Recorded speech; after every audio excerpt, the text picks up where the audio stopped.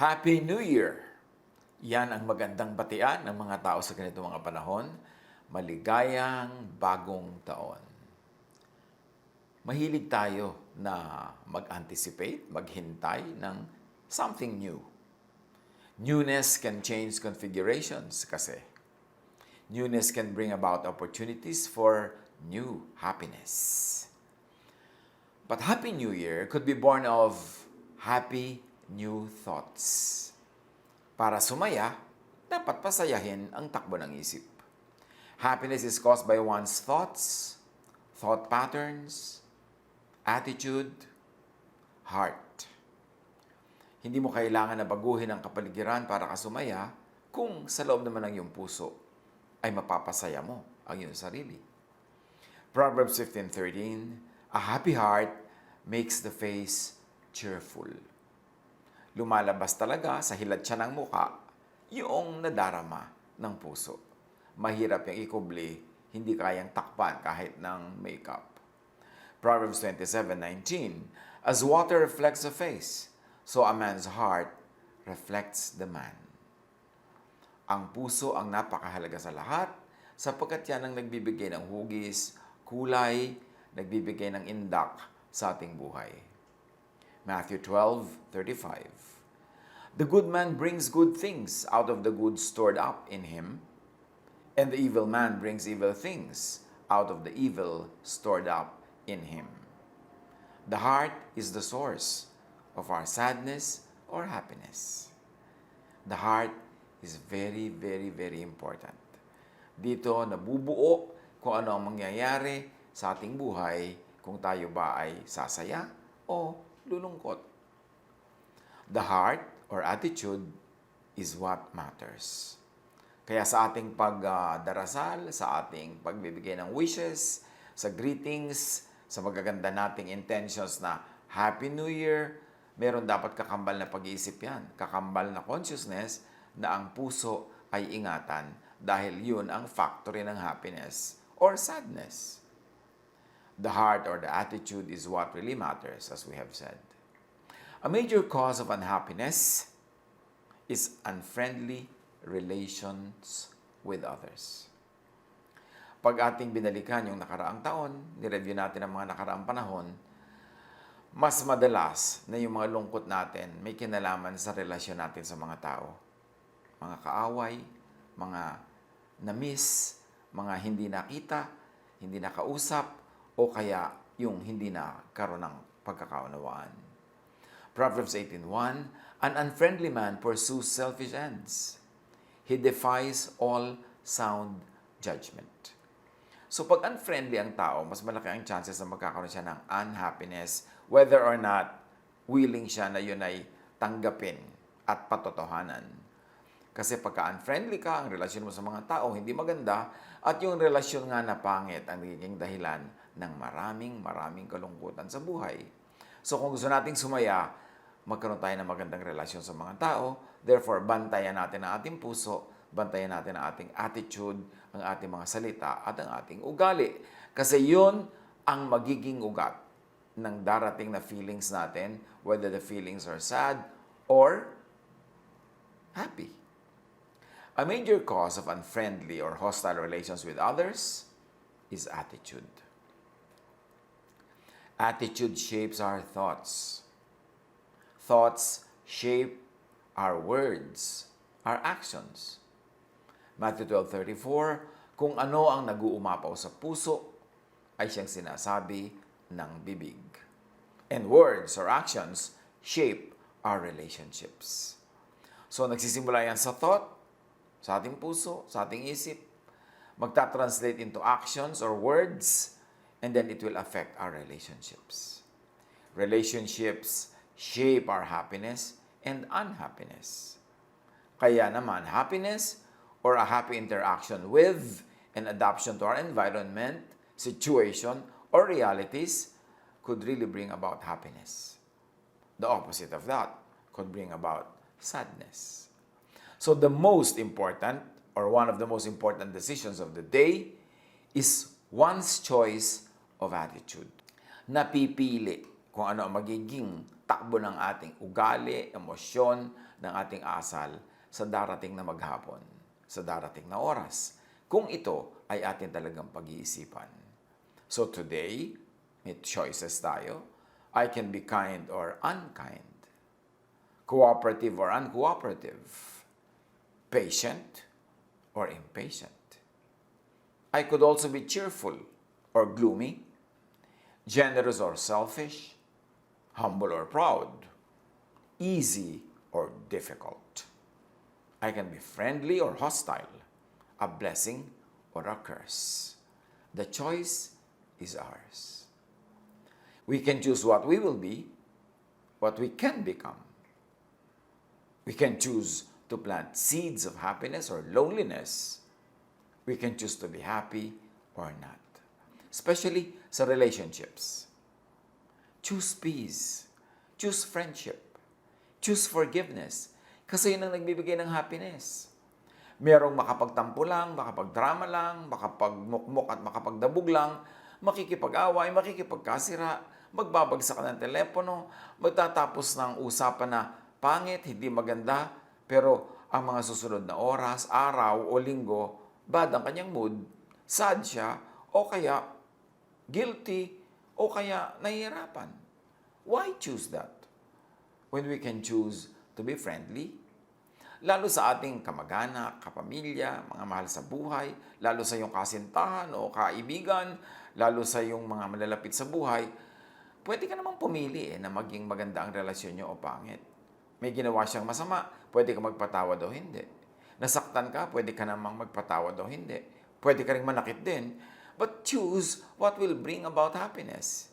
And all the time, ang nagbibigay ng tunay na kaligayahan at kapayapaan, yung maging friendly ka, maging mapagpatawad ka, kahit pa nga nasaktan ka.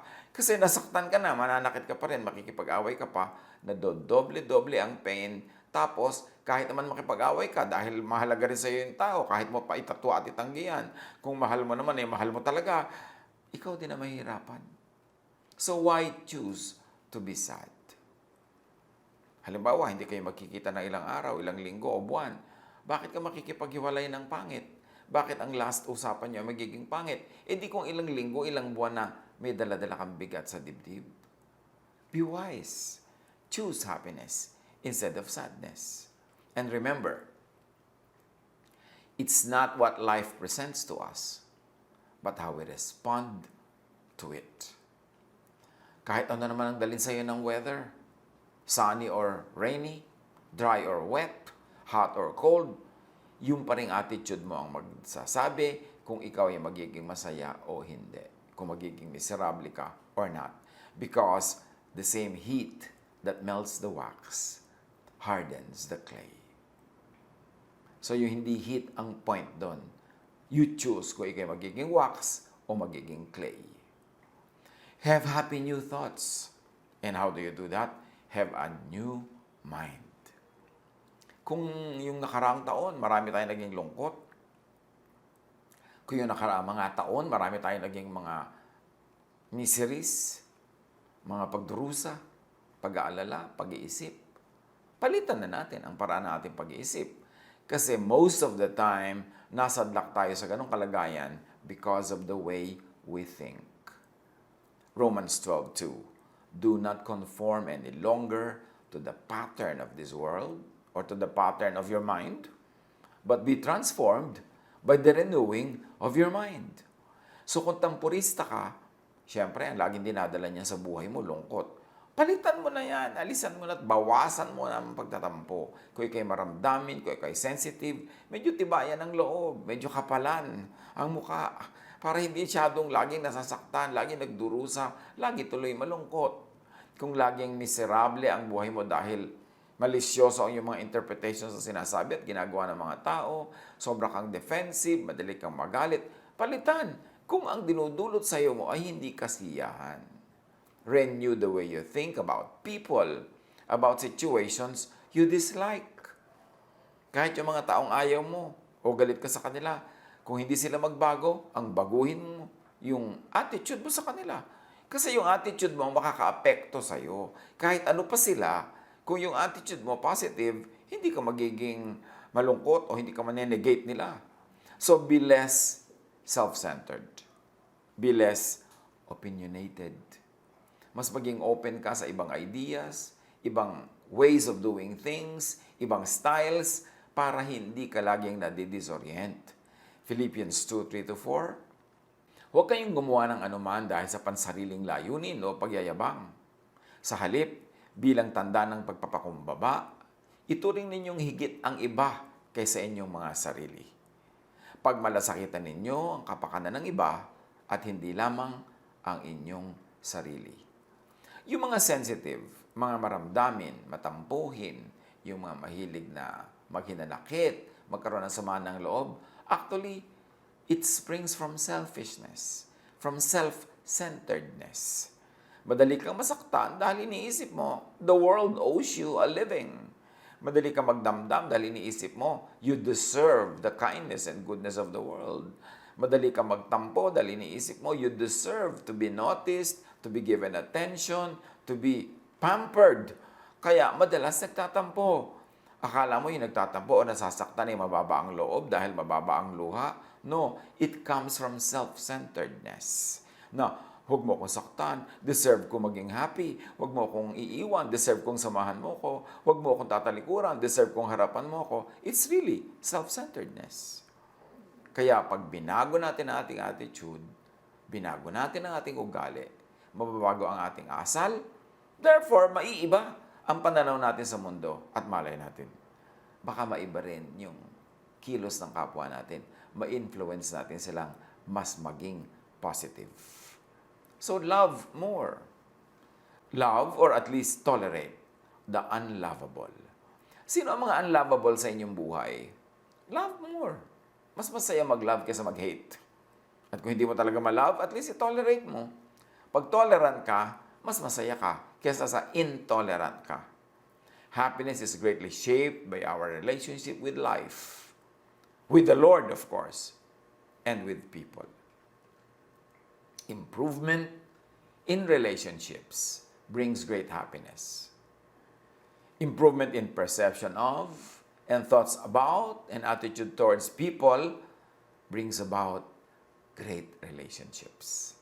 And great relationships bring happiness. Instead of requiring changes in the world, in people, change your mind.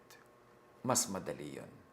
Mas under control natin ang sarili nating isip kaysa sa mga planeta na malalayo. Pilitin natin, sikapin, mag-practice tayo na baguhin ang ating pag-iisip. Na huwag masyadong magkagalitin, huwag matatampuhin, huwag magtanim ng mga sama ng loob, huwag madaling ma-offend. So, pag sinabi natin Happy New Year, it really means have happy new thoughts. Have happy new attitudes.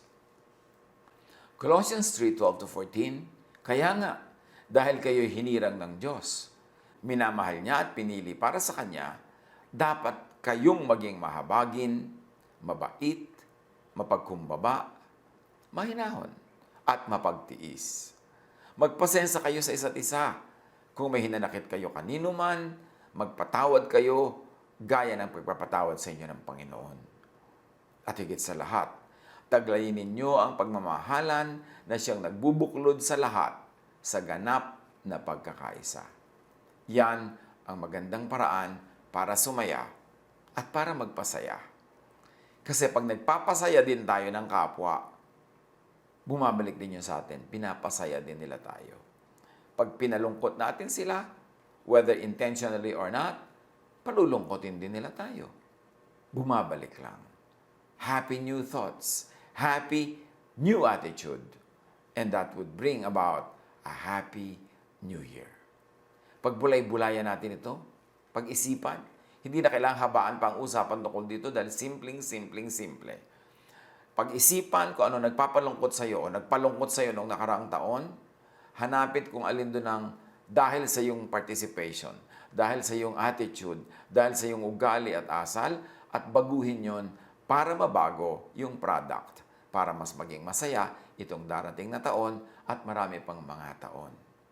Nasa ating kamay ang pagbabago ng maraming bagay sa ating buhay dahil baguhin lang natin ang pananaw, baguhin lang natin ang attitude, mababago na ang ating kalooban.